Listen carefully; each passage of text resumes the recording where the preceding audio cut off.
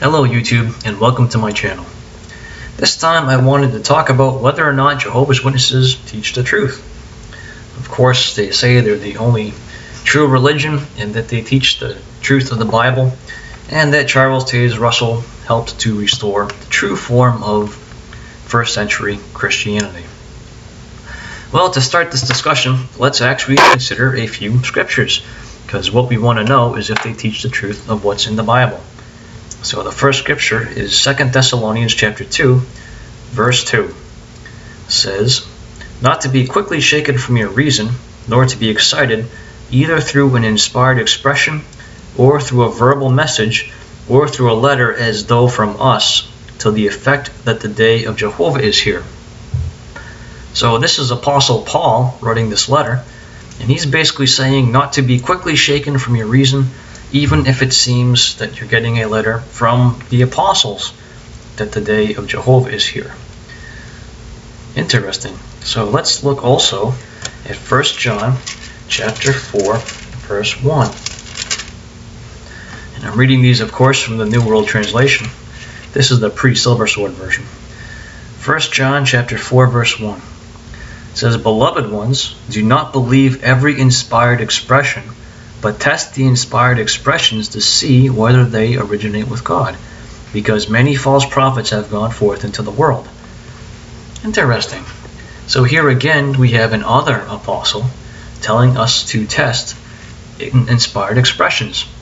So again, this would be something that would seem to come possibly from the apostles, but we are to test it. Now, what does Proverbs chapter 14, verse 15 say? Other scripture bearing on this matter. And that says, Proverbs 14 verse 15, "Anyone inexperienced puts faith in every word, but the shrewd one considers his steps."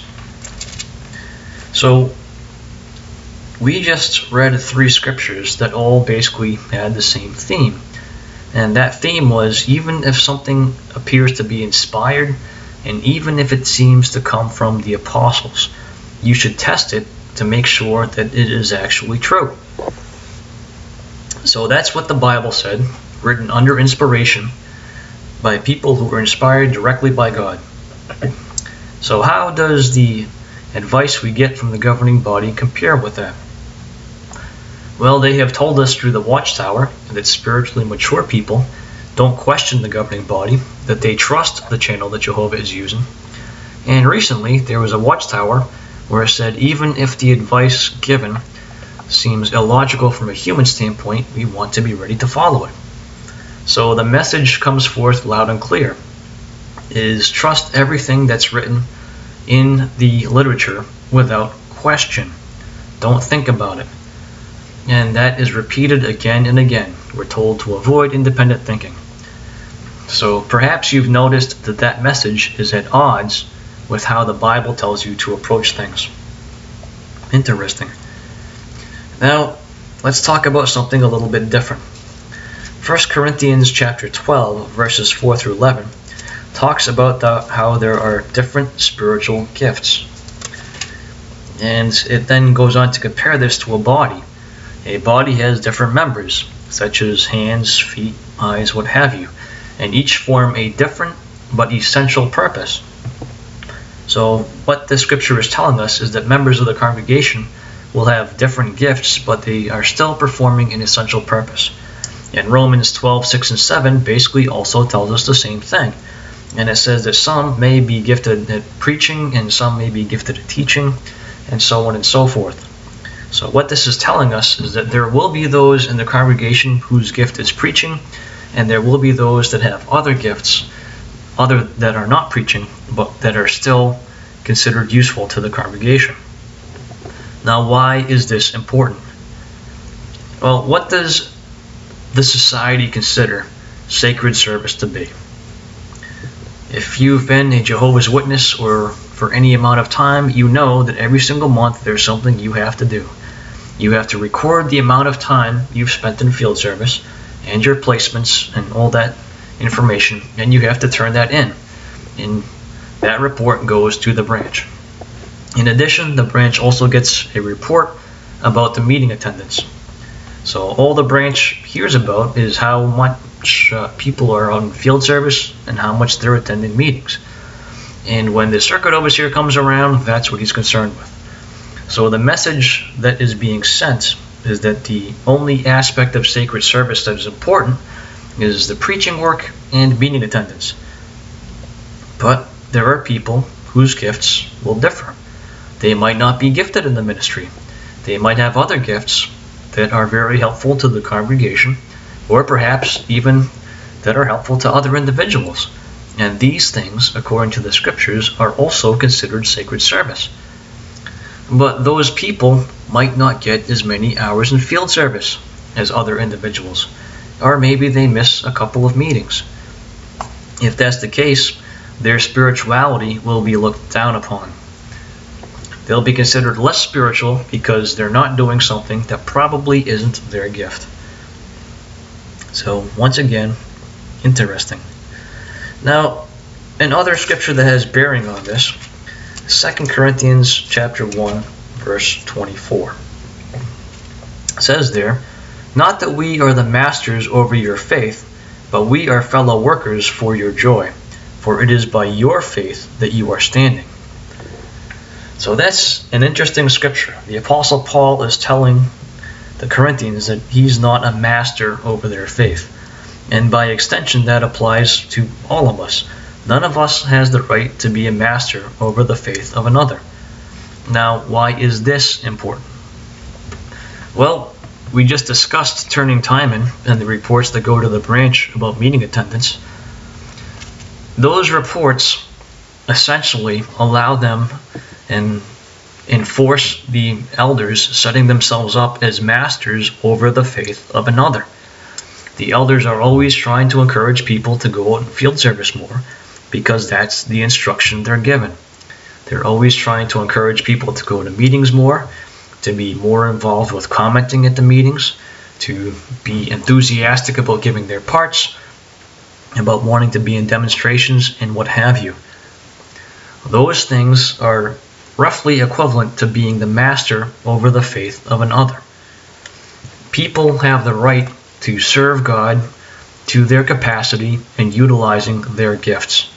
When they are made to record their service and report that to somebody else who is then going to review that service and to judge their spirituality based on that, that is essentially setting up somebody as the master over the faith of another. And how serious is this? Well, let's go to 1 Corinthians chapter 4, verse 6. It says, "Now, brothers, these things I have transferred so as to apply to myself and Apollos for your good, that in our case you may learn the rule. Do not go beyond the things that are written, in order that you may not be puffed up individually in favor of one against the other. For who makes you to differ from one another? Indeed, what do you have that you did not receive? If now you did indeed receive it, why do you boast as though you did not receive it?" So this scripture is interesting for a number of reasons. First of all, it says not to go beyond the things written, which would apply to the Bible. So where in the Bible is anyone given the authority to receive a report on any type of spiritual activities of another individual? They're not. Those things are not to be recorded in that sense. There's no instruction to do that. In fact, there's instruction that goes directly contrary to doing that. So therefore, by requiring those reports, the governing body has in fact gone beyond what is written. And another thing is that the reports give people a basis to compare themselves to each other to decide who's doing better. And this is just natural human tendency. People are competitive, some more so than others. But we're not supposed to be comparing ourselves to others. So the whole idea of keeping track of just one particular aspect of sacred service is open to a number of issues with things that are written directly in the Bible.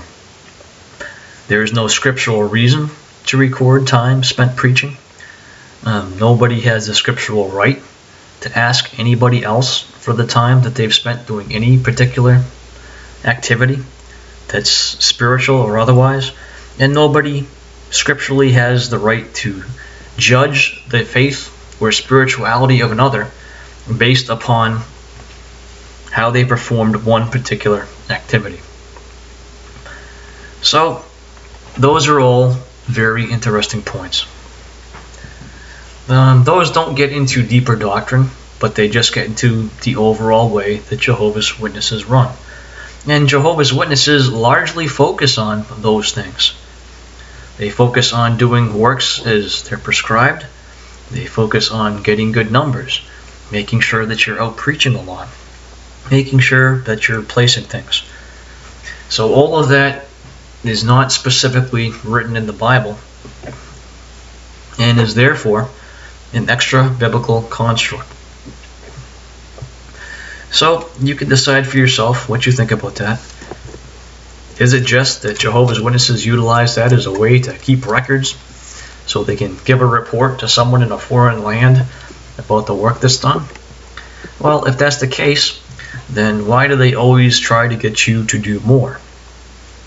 If that's the case, why do elders come and shepherd you and try to tell you to go out and field service more, to go to more meetings, to comment more, or what have you? Or they'll commend you based on the amount that you're doing there, if you're doing it enough. So those are some things to think about with whether or not Jehovah's Witnesses teach the truth. And this comes into play too when you consider the larger doctrinal structure of Jehovah's Witnesses. So, just food for thought. That's my video for this time. Thanks for listening. Talk to you next time.